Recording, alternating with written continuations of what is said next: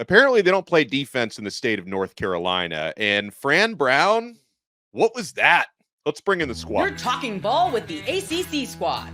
From Florida State to North Carolina, from Syracuse to Miami, and from NC State to California, it's the local experts of the Locked On Podcast Network, bringing you scoops, breakdowns, and the most comprehensive preview of the upcoming ACC weekend. Hang on, it could get loud, it could get heated, and it will definitely be fun.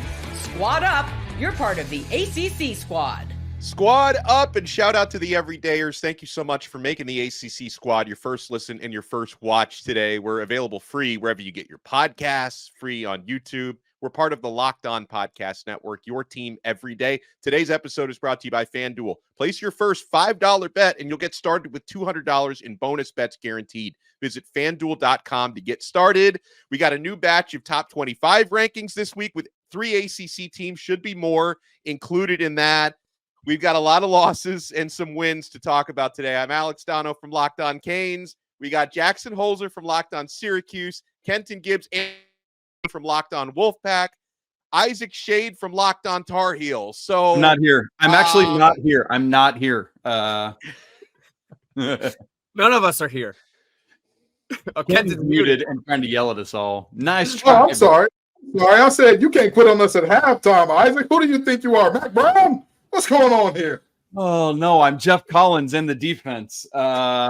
Look, Carolina took a 14-11 lead, and then the rest of the first half, the final 19 minutes and 8 seconds, James Madison went on a 42-7 run. There you go. That would be bad if it was basketball. Oh, it was a basketball score. It was a basketball score. Good grief. Man, that's a bad beat. And I know that many people are going to look at me and say, Ken, what are you smiling and laughing for? Your Wolfpack got the brakes beat off him too. Baby, I'm a Lions fan. I know when the team's outgunned, and I knew we were outgunned headed into Death Valley, so I'm all right with what happened. Now, others of us, we're fearful of trees now because of the Stanford Cardinal. Not talking to any specific Mets fans here, Jackson Holzer, but maybe somebody may be afraid of him. Not you, though. Not you. Hopefully, the time by the viewers are watching this podcast, the Mets have already clinched a playoff spot. Mm-hmm. Hey, listen. All I'm saying is this. Many people expect the Mets to be the Mets the same way I expected Kyle McCord to be Kyle McCord. Oh, my goodness. I knew you were going to go after Kyle McCord. You could go after a lot of players on the team. You can go after the coaching staff because I ripped them in the postcast for that game. Absolutely. 100% you can go after them. Kyle McCord was the least of the problems. If you go check Pro Football Focus, he was the highest rated player on offense.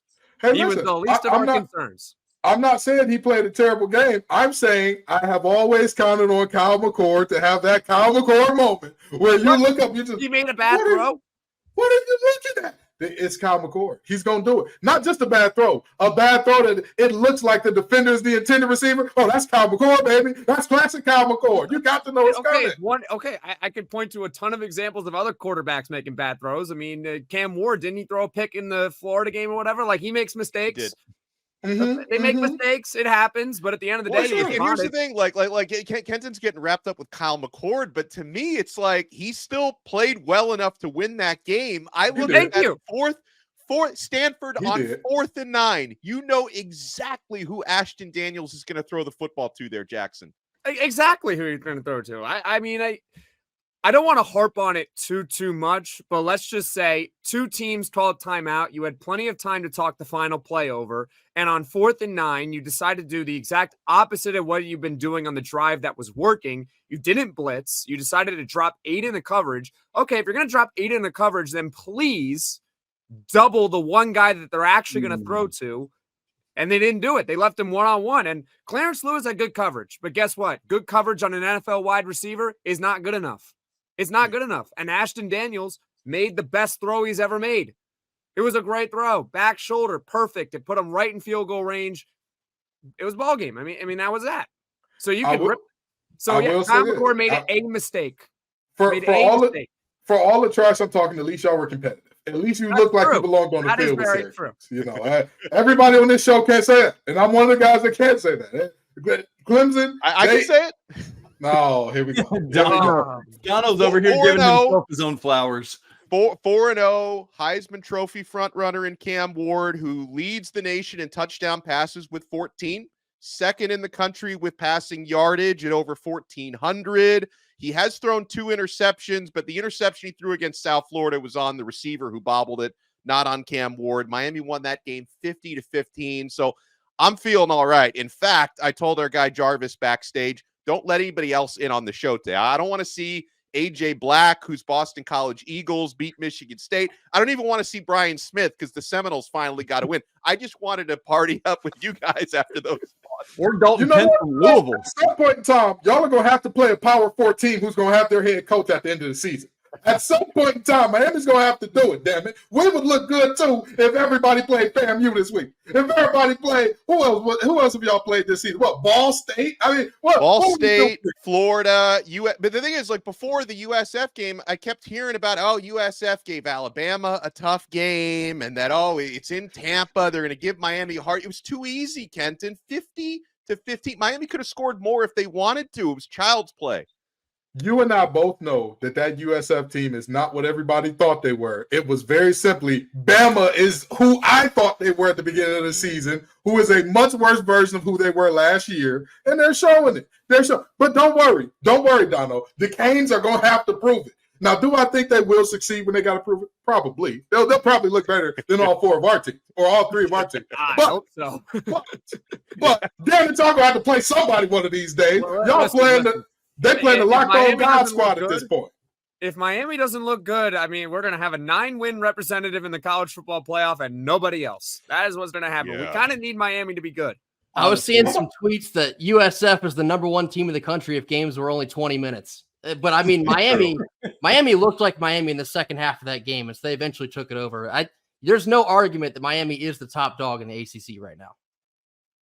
Although, like Clemson has been showing me things a lot, and they've only played 3 games. But then the thing is, like, and talk to me, Grayson, like, how much of Saturday was Clemson being better than we gave him credit for, or because NC State is in a bad way right now, and you guys had to start a true freshman quarterback making his first start?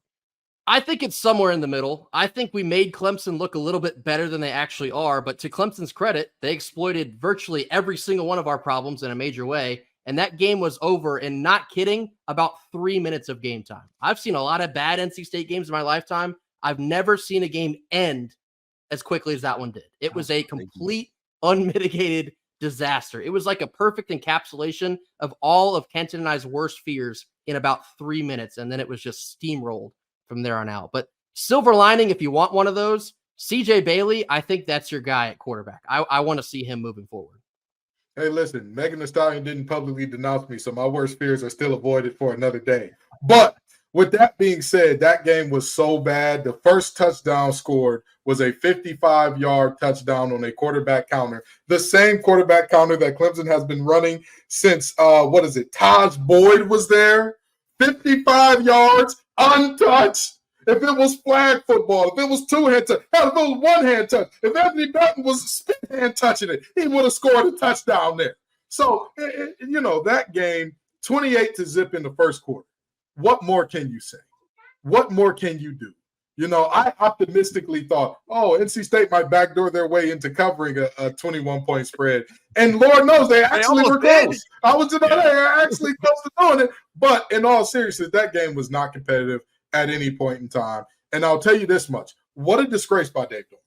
In year 12 now, I'm sure that every fan of any really good team in ACC is begging and clamoring for Dorn to come back, the same way I was begging for the rumors to be untrue that Mac Brown was quitting after the game. I was saying, Lord, please, if you're out there and you hear me, please bring Mac back, okay? Bring Mac back. He's doing a fine job. That program over there in Chapel Hill, they're headed in the right direction. Let Mac, give him another 5 years, as a matter of fact. Give him an extension. Kenton, by the way, speaking of that, what was that phrase you used, covering the spread? I'm unfamiliar with that. And I don't mean that as a joke at you. I'm trying to figure it out because Carolina apparently doesn't understand what that is. Neither do we. We're all 4 against the spread too. You know what I mean? State of North Carolina. You know what? Actually, I take that back. We did cover in week 1 against Minnesota. It was a 1.5 on FanDuel, and we won by 2. So Tar Heels are 1-3 against the spread. These two That's a teams big are cover. so bad right now. If you pull out some butter or some jam or something like that, they're going to act like they're allergic just because it's a spread. This is terrible. These teams need help. I don't know what's going on right now in the state of North Carolina, but defense is not illegal. We may have outlawed many, many things down here below the Bible Belt, but please, I'm begging you, somebody make a damn tackle, please, for all this decent in the world, man. This is just embarrassing on both of our programs. What was so interesting about the Tar Heels experience on Saturday was it was so similar to what Grayson just said for the Wolfpack, is that probably the bright spot for Carolina is realizing that Jacoby Criswell is good enough to be QB1 and at least can make throws. That's where Carolina has been struggling. Thankfully, Omarion Hampton's back there. But now Carolina comes out, and in a game where they give up 70 points, Jacoby Criswell throws for the third most single game passing yards in Carolina history. What on earth? That's crazy. He had a pick six thrown in. You don't love that, but he showed what he needed to. Omarion Hampton was still Omarion Hampton. And so same kind of thing as you guys. It's like you feel good at least there. And if you can get anything figured out on defense, maybe you're in good shape. But I'll tell you this, speaking about the spread, if North Carolina is going up against a Sun Belt team, you need to take the over, because the last 3 years, 2 against App State and this one against James Madison, the total has averaged in those 3 games 106. Oh my gosh. We hit I 120. genuinely don't know what happened with North Carolina. Like, I get NC State. I knew that was going to be a bloodbath. But, like, North Carolina, 70 points? 70. So, to Jackson, James Madison? To James Madison. Well, do you see the number of fingers? Jackson, do you see the number of fingers on my hand? I do. This is my turnover hand, my friend. 5 turnovers in this game for North Carolina. And you still scored 50 points. Still scored 50 points and also lost a possession to an onside kick. Football.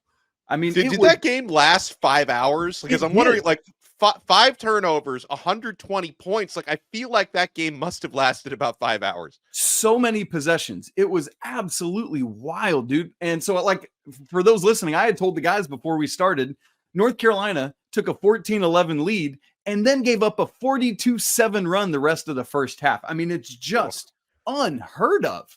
Literally, I want you to think about. Did they play with 15 minutes on the clock? Because maybe they upped the time to 25 minutes a quarter, so they played a 100-minute game. No, they actually stopped after every play, regardless of what happened. They just stopped the clock. That's if they always stop the clock, then yeah, it makes I sense. want y'all to think about this for just a second, okay? You talk about Jacoby Criswell, 3rd most passing yards in the game. You had a running back go for over 100 yards in the game as well. You put up 50 points. And yet, if James Madison did not score one time after halftime, they still win that ball game. What under God's green earth happened? I don't know, but we still got Mac Brown. Donno, get us out of here. Well, I will. And you know what? North Carolina has an opportunity to bounce back this week in that classic basketball matchup happening in football. When you take on the Duke Blue Devils. We've got other big matchups to talk about in the ACC coming up. We'll talk about the AP Top 25 a little bit later on. My friends, you want to keep it locked right here to the squad. And guys, I already know you're keeping it locked to FanDuel. And FanDuel has all the odds for this weekend. 7th-ranked Miami are 18.5-point favorites at home against Virginia Tech for Friday night. That's a really big number. NC State, 6.5-point favorites against Northern Illinois. We'll see if they can get a big bounce back there. We talked about that Duke-North Carolina game. Blue Devils are actually 2.5-point favorites at home against Carolina. We'll see if the Fighting Isaac Shades can get the get-right game this coming weekend. And guys, if you're an NFL fan, you probably are, you can start the season with a big return on FanDuel, America's #1 sportsbook. So when you get a hunch in the middle of a game, you can check out the latest stats, view live play-by-play, and so much more on the same page where you place your bets. You'll get started with $200 in bonus bets guaranteed when you place your first $5 bet. That's FanDuel.com. Thank you so much for making the squad your first listen and your first watch today. Make sure you check out all of our shows for your next listen. Jackson on Locked On Syracuse, phenomenal job. Kenton and Grayson on Locked On Wolfpack, fantastic. Isaac Shade on Locked On Tar Heels, and all the other great ACC content here. You do very well for yourself, man. It does you do better very than well. the football team does. You know, that is true. It's not saying much, but it is true. It is true. Well, and on that note, Isaac, you're going up against an undefeated Duke Blue Devils team. You know, a familiar face, at least for me, at head coach in Manny Diaz. You know, Malik Murphy, who's having a good season for Duke, the transfer quarterback from Texas. Now, Duke has not, been tested even in the way your Tar Heels have, James Madison aside, so far this year. So how you feeling about that game where you're getting 2.5 points? I'm trying to figure out where JJ's at, our great Duke host. He's ducking the smoke today. No, look, you know, what's funny, Donno, is you mentioned the familiarity with the certain head coach. Mac Brown once fired this man as his defensive coordinator in Austin, Texas. So there's that wrinkle in this as well. So look, this is clearly a get right game. You got to figure it out. I'm hoping Carolina has taken the Notre Dame approach to, hey, look, we lost to Northern Illinois and then smoked Purdue the next weekend. Maybe there's something to that, but here's what you talk about the quarterback situation. The big problem for Carolina last week, at least to start things, is that, James Madison's quarterback, Burnett, was this mobile quarterback that Carolina hadn't dealt with this year. And I fear that there were a lot of lessons not learned. And how are they going to be able to go to work this week on the defense? What has Jeff Collins and his staff figured out from that tape? Did they burn it or did they actually watch it? I don't know, but we're going to find out on Saturday afternoon. You know, the Battle of the Blues in football is actually one of the more interesting rivalries because they really do hate each other on the football field. Basketball, I think they're very buddy-buddy. I think they secretly like each other, and they're like, oh, this is like WWE. We only hate each other in public. Football, they really, really hate each other. And Duke has established themselves from Elko to Manny as physical. They say, we want to beat you up. We want to pound you into submission. So I want to see how that kind of plays out here, where you talk about Criswell, who can do good things through the air, but also his legs are going to be a part of this thing. You talk about one of the best running backs in the nation in Omarion Hampton. Who's going to win the line of scrimmage? That will tell you who wins this game. Because Omarion can't do anything if he and Criswell are both getting blown up. I mean, James Madison was basically, they made some sort of reservations for Carolina's backfield on Friday night and just went and sat and ate all afternoon long in Kenan Stadium on Saturday. And so this line has to figure out how to do something to change that as they go to Wallace Wade this weekend. Well, guys, the conference opener for Miami is going to be happening on Friday, home against the Virginia Tech Hokies. And it's one of those things where, and I mentioned this during the FanDuel conversation, like this is a big number. And I even look at that as somebody who covers Miami, like 18.5. And I know Virginia Tech has not been as good as advertised so far. Miami's probably been better than advertised, but it's like conference rivalry game. And then there's also the added element. I think not a lot of people know this, but Cam Ward, quarterback at Miami, and Kyron Drones, quarterback of Virginia Tech, are cousins.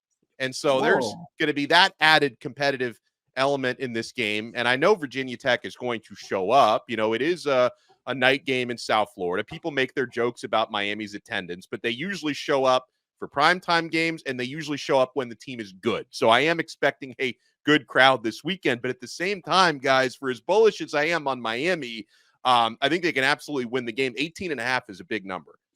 Yeah, I kind of agree with you on that. Speaking from someone who was just a pretty decent sized home favorite last week. You know, you got to be careful with these home conference games that you should definitely win. I'm not trying to put out into the earth that Virginia Tech is going to win this game. I don't, but I'm in agreement with you. I don't get the line. 18.5 for a conference game at home. I know that Virginia Tech has underperformed this season, but they do have talent. They have talent. It didn't just disappear. It's still there. And if they show up, like you said, they're going to cover 18.5 pretty easily. Now, they probably won't win, but they probably should cover. This is the running joke. Go ahead. This is the running joke that I've been making all year long about Miami. They're eventually going to play a Power 4 team whose head coach is going to be there at the end of the year.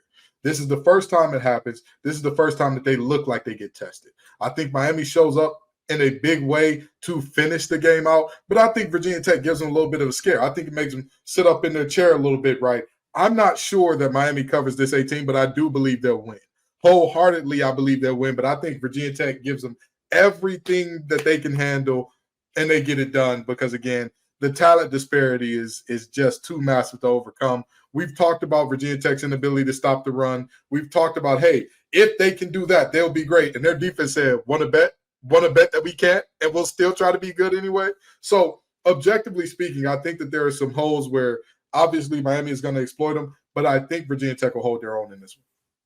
One of the new wrinkles for me in our conference is that lurking next week is a trip out west for the Hurricanes. And I'm just curious about what factor that's going to start to play in things, because literally next weekend, Miami's at Cal, right? And then you get a week off after that before going to Louisville, who we're going to find out a lot about, oh, by the way, this weekend as they play Notre Dame.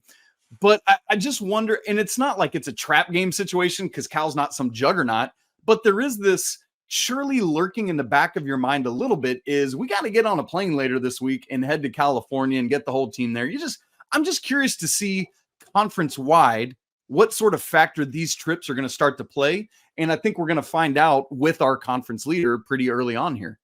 Yeah, you raise an interesting point. I think that to me, the Cal trip is going to be a factor within itself. I don't think that's going to have anything to do with the mentality for Virginia Tech, but when we'll cross the Cal bridge when we get to it for Miami, but that's the longest road trip Miami has made since 2000 when they went out to Washington. So obviously none of the players were here back then, and they scheduled that game for 10:30 p.m. Eastern time. So that's very different for the body clocks of when these guys are used to playing. But, I would like to think that thinking ahead to Cal, which is going to be 8 days after the Virginia Tech game, I don't think that's going to play a factor for this one, but I think that's going to be a factor in itself once we get to that. I was going to make a joke about, oh my God, nobody on the roster is even alive, but that McCormick kid was probably already doing spelling bees and winning math league competitions. I was going to say already doing his taxes. Yeah, probably, planning his first wedding and all that. That guy, he's old as dirt. But, in all seriousness, I really don't think that next week will play too much into this thing. But I am interested to see how this plays out because, again, we've talked about how Virginia Tech has underperformed. For every team, I believe you have three types of games. Who you are is about 8 to 10 of those games. Then you have your best games where you play one or two where you play out of your mind. Then you got your worst games where you play one or two where everybody just goes, what was that? What happened? And so I'm very interested to see if this is to be Virginia Tech playing up to something better. If they do play them to their best selves, what does that look like against Miami? A couple things I want us to get to on the other side, including, I think, another important game for the conference because Louisville is another team that's been looking really good. And they're taking on, I'm not a huge fan of Notre Dame because it's like, oh, we want to be a part of your conference for everything but football. Louisville needs to win this game for the ACC, for the pride of the ACC. Let's go. So we'll talk about that. We'll talk about the top 25 rankings as well when we come back. You guys want to keep it locked right here to the squad. And folks, I have to talk about Prize Picks. I have literally been playing Prize Picks. I think I'm going on 6 years now. I've been a part of this app. This is so much fun. Prize Picks is America's #1 daily fantasy sports app with over 5 million active members. 5 million people cannot be wrong, and they're not. Prize Picks is the easiest and most exciting way to play daily fantasy sports. I'm on this app all day Saturday, all day Sunday. All you do is pick more or less on 2 to 6 players' stat projections, and you watch the winnings roll in. And the more players you select, the more money you can win. Guys, Prize Picks is the only real money daily fantasy platform with an injury insurance policy. This is a game changer. So that if your player doesn't return with injury, Prize Picks, your pick is still alive on Prize Picks. Prize Picks puts their members first. So all withdrawals are fast, safe, and secure. When my picks hit, I can get my money in as quickly as 15 minutes. Guys, download the Prize Picks app today and use code LOCKEDONCollege and get $50 instantly when you play $5. That's code LOCKEDONCollege, all one word, LOCKEDONCollege on Prize Picks to get $50 instantly when you play $5. You don't even need to win to receive the $50 bonus. It's guaranteed. Prize Picks. Run your game. Thank you guys so much for making the squad your first listen and your first watch today. So, folks, looking at week 5, an important game for the ACC. 15th ranked Louisville on the road at number 16 Notre Dame. Notre Dame last week put the NIU embarrassment behind them, or at least we think they did. And the Fighting Irish they're 6-point favorites at home against the Cardinals. So I guess this is going to be the week where they go into South Bend and we find out if Louisville's for real. Yeah, we find out if Tyler Shuck is actually as good as we think he is, because, I mean, at the end of the day, I have been a big believer in if Shuck is healthy, Louisville has a shot. And not a shot as like, oh, they can just win the conference. No, they've got a serious shot at winning a playoff game. And I mean that. If Shuck is healthy and if he is who I think he is. And right now, he is healthy. So, Louisville has some dynamic playmakers. And I don't know what it is about Louisville. Every time you think, oh, they lost Jamari Thrash, they lost their starting running back, Jordan, they lost so much. They lost guys in the portal who didn't even play a snap of official football for them. It's going to be a struggle for them. Bada bing, bada boom. All of a sudden they show up and they're dominant early in the season again. So, this game is going to tell us a lot about both teams. And I'll tell you what, they said Riley Leonard loves the ACC so much, he's making Notre Dame's offense slow down a little bit so that they want to join the conference. Riley, keep up the good work, brother. Keep it up.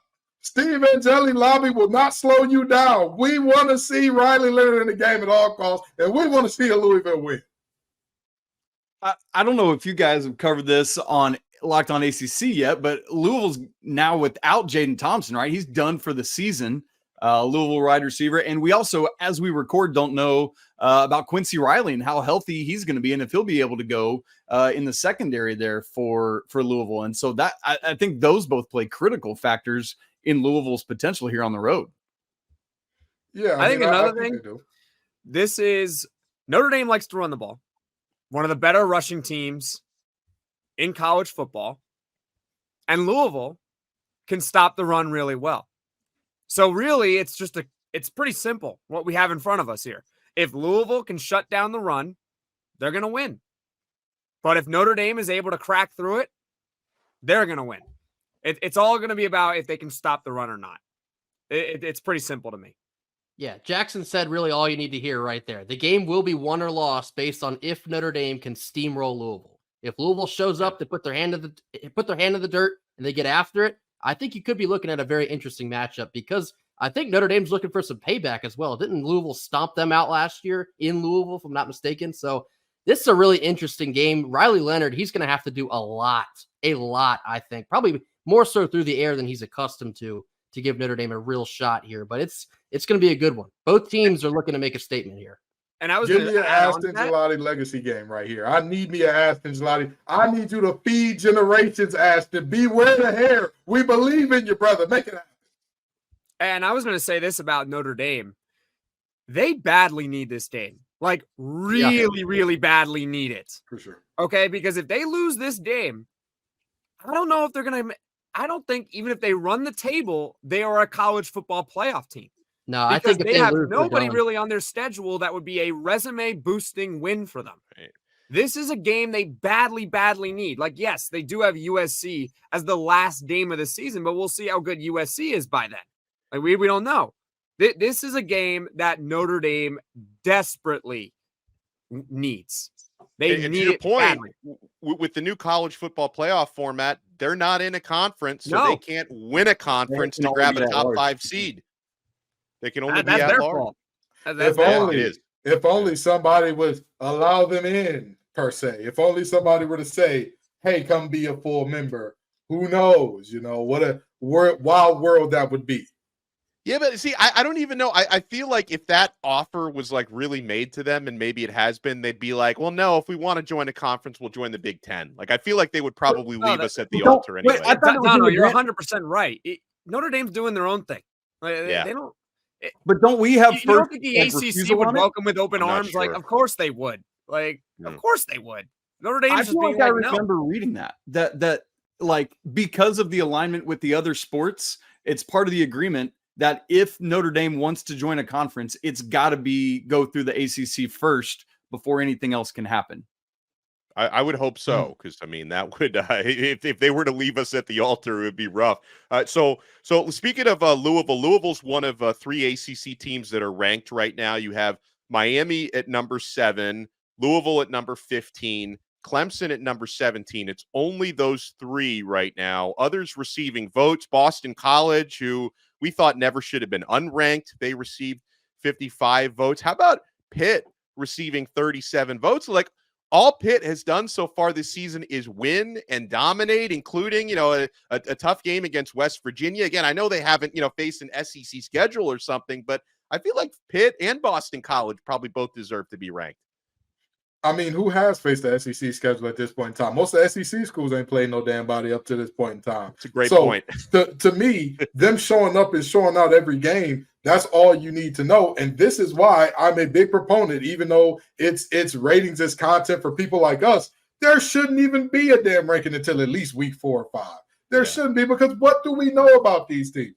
We all sat here and said, Pitt's going to be terrible. They're losing star players, because those star players are publicly going on record saying, hey, that team can't win. And lo and behold, a guy who wasn't even at ACC Media Days, even though they did have Yarnell there, Holstein was not. Holstein has done nothing but win Rookie of the Week and Quarterback of the Week one of these weeks. So, what the hell do any of us really know about these teams anyway before this point in the season? I just want to know why Boston College is not ranked. Yeah, I agree. I know Boston College fans think I hate them because, I picked against their team. I mean, that clearly means I hate Boston College. But in all seriousness, I do not know how this team is not ranked. Like we talked about it last week. Like they were ranked. They lost by 6 points to Missouri on the road. And then they were unranked for some reason. So then they come back home. Right? Yeah, I'm getting my time frame right. And they beat Michigan State, a Big Ten team. Yeah. Well, what do they need to do here? It's like we're moving the goalposts here with this team. At some point, do they have to be Western Kentucky for us to rank them? At some point, is that what they have to do?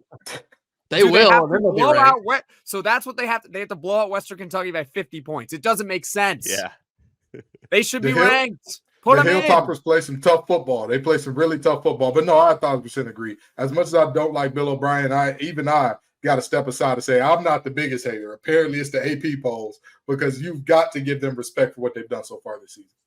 Yeah, I completely agree. Listen, I have a great time every time we can get the squad together.